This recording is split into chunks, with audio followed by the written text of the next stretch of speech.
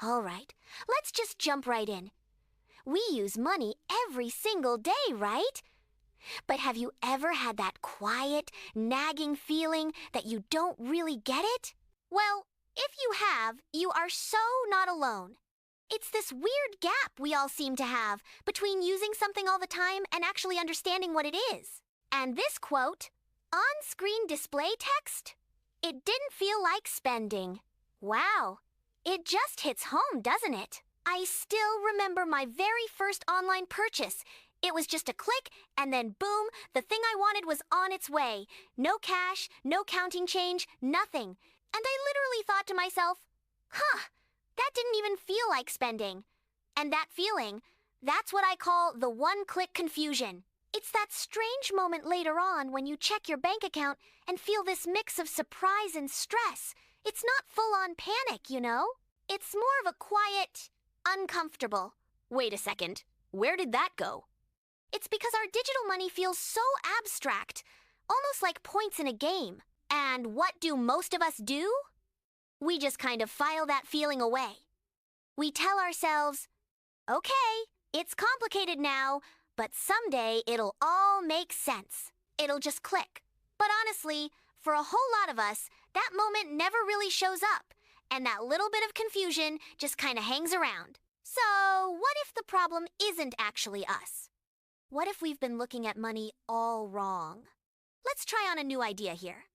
Thinking about money's changing outfits. The real key is to learn how to separate what money looks like, its form, from what it actually does, its function. And here's what that looks like. On one side, you've got the outfits, you know, the coins, the paper bills, the numbers in an app. But underneath all of that, there's the one idea that has never changed. It's just a shared agreement between people. It's almost like we've been confusing the clothes for the person wearing them this whole time. I mean, think about it. If money was just coins, it would have died out the moment we stopped carrying them. If it was just paper, it would be a museum piece by now. The fact that the idea of money has survived every single one of these costume changes is proof that it was never about the object itself.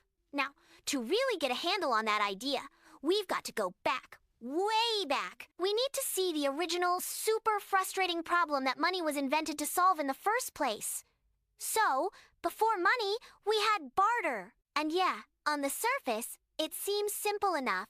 But picture this. I've got apples, you've got shoes. I really want your shoes, but what if you hate apples, or you just had lunch? The whole trade just breaks down. The system has a huge fundamental flaw. See, the whole problem boils down to this one thing.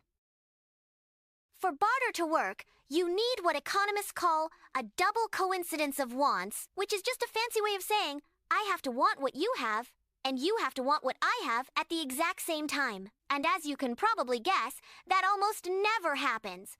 The problem wasn't the people, it was the system itself. So, of course, we humans needed a better way, and we invented one. We started by just agreeing that certain things like pretty shells or even salt had value. Then we got smarter and standardized that with coins. Then we made it more abstract with paper notes. And now, here we are with instantaneous digital money. The outfit just kept changing to solve that same old problem, but better and faster each time. And all of that brings us to this really simple but powerful idea. Money isn't some natural thing. It's a piece of social technology, an invention. It's just a shared agreement to treat something, anything really, as a placeholder for value. That's it. Okay, so let's bring that idea back to right now. Because as money got faster and faster and more abstract, something really important got lost in the shuffle. We gained a ton of speed, sure, but it came with a real psychological cost. You can really feel the difference here, can't you? Back in the day, spending money had friction. You had to physically count out coins, hand over bills. It forced a pause.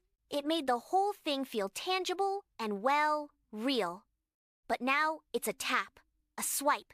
It's instant, it's effortless, and it feels completely disconnected from reality. And because those little taps and swipes are so quick, so light, what happens?